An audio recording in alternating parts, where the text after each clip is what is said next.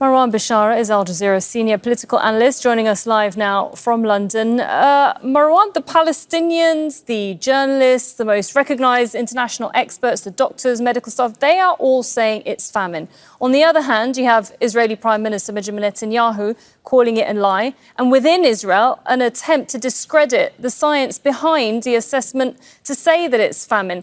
Who do you think Netanyahu is speaking to here, and who's buying it? Well, I think he's mainly concerned by Western public opinion, and notably that in the United States. In fact, a few months ago, he told one of his close allies that he understands that those who support Israel don't want to see images of starving children, because anything but that, as far as those who support Netanyahu and his fascist government. It seems dead children are okay, but starving children not so much, because you continue to see their images. But be that as it may, after so many years of taking Western public opinion, Western media, and Western leaders for a ride, I think Netanyahu thinks they are stupid. And I'm not being funny. Netanyahu thinks that Western leaders, and generally Western public opinion, especially America, is a dummy, that you can move them, this way and that way. You can manipulate them, you can shake them down.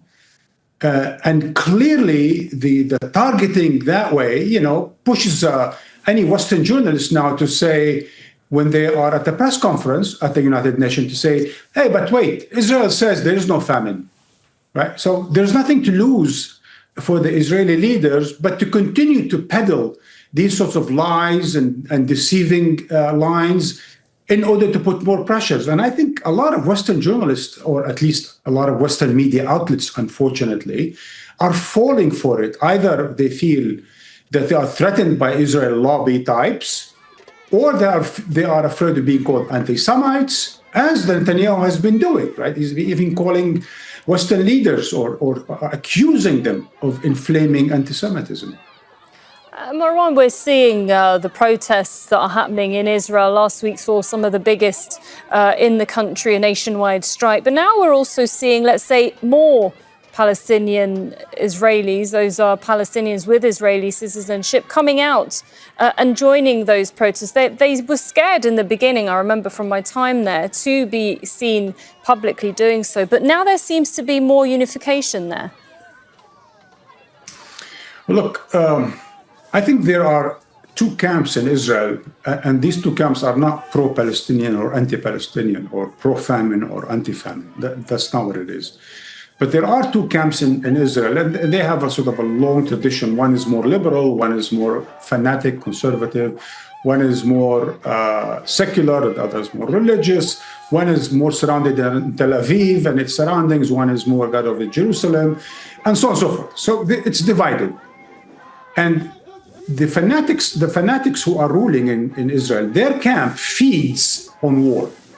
It feeds on starving the Palestinians. They feed on it. They feed on destruction in Gaza. The other camp does not necessarily. And if their reputation is going to be solid around the world, they're not going to be happy, because they do business around the world.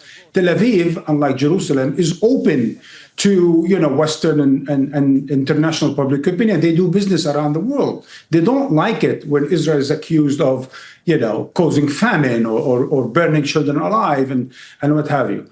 And over the last several months, we've seen this camp that now Netanyahu wants to call a lot among them as reservists back to serve in Gaza. They are not happy about it. They're tired of the war.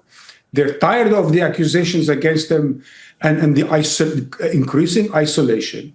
And they don't want to serve in Gaza again. And hence they are creating an atmosphere in places like Tel Aviv or Haifa and other cities, whereby more and more progressives or Palestinians holding Israeli citizenship feel a bit more safer to be in the street and to call out Israeli government for causing starvation in Gaza. Right, and Marwan, global protests we've been seeing throughout, but increasingly so, more people joining. Is this, do you think, a tipping point bolstered by this famine declaration, perhaps a global movement now?